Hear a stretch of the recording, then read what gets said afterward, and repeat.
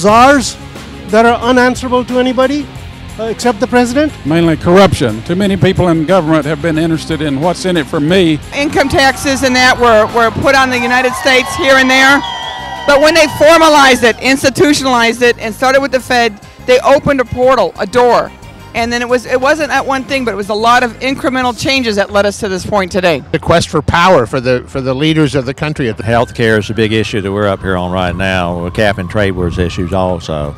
The erosion of our freedoms. The politicians aren't responsive to what it is we're trying to do. Our government's getting too big. Ignorance. People don't take the time to read what our founding fathers said. It's just our leaders. They're just getting too involved with money, and they're not looking at what the people think. Patriots Act, which is extremely unconstitutional. I think the biggest challenge is ignorance. The government takes over a private enterprise. Our elected representatives are taking our freedoms away from us. The government has been taken over by the mentality that they should give things away. Because of the taxes, we have deviated so far off because of the new laws. The Constitution actually instituted certain parameters that the government should be. Government's totally threw those parameters out the window. I don't know. Our Congress people don't seem to be reading the Constitution and listening to the people. We're losing our traditional values. We're losing our rights to property, our speech. I would say the 16th Amendment, federal income tax, centralized all the money and gave the federal government power over all of the states. Czars that have come in who seem to be pushing towards eliminating our Second Amendment rights. Honestly, it's our fault. A big-time lack of involvement. Our non-representing representatives, I call them that, who have deviated from the Constitution. Well, the road to hell was paved with good intentions.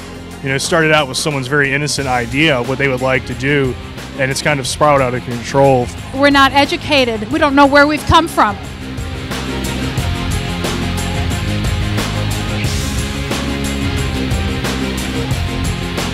I think it would have to be almost a change of culture. Term limits is one way.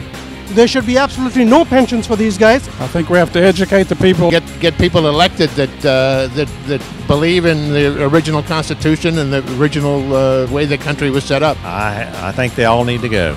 I think term limitations would be a really good thing. Vote. We gotta vote. We gotta call our representatives, and I've done it. They don't listen, so my only alternative is to vote against them. I think we need to better understand the Constitution. I think we need to educate, understand where our founders, what they originally meant when they wrote the Constitution. It's got to start, in my mind, it's got to start with acknowledging that there's an outside reality, and his name is God, Jesus, and the Holy Spirit, and that's where your liberty comes from. Term limits for all of our congressmen and senators. Politicians be responsive to us and not to special interests. Well, I think it should be a country where the government really does not have a large role. One of the most important things is that America seems to have been awakened. The average citizen seems to have come out of the slumber that we've been in. I guess to limit federal income taxes and really states should rely on their own state taxes and decide their own futures. I think the first step would probably be giving more rights to the states. Go back to their words.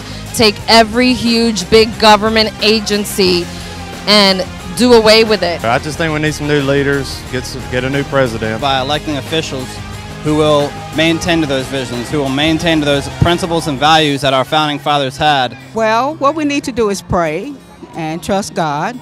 We need to change the government. People are starting to awake, especially now, because I think we're so close to the brink. So will we restore it? I don't know. Can we? Definitely, and the proof is in the people around us. The first thing is, not just education, but being able to relate and communicate the message correctly, and then actually challenge people to be able to go back and read for themselves. We should change the government constitutionally using election. Well, I guess if the people in the Senate were to read the Constitution and go step by step and do what the Constitution actually tells you to do, it would be great.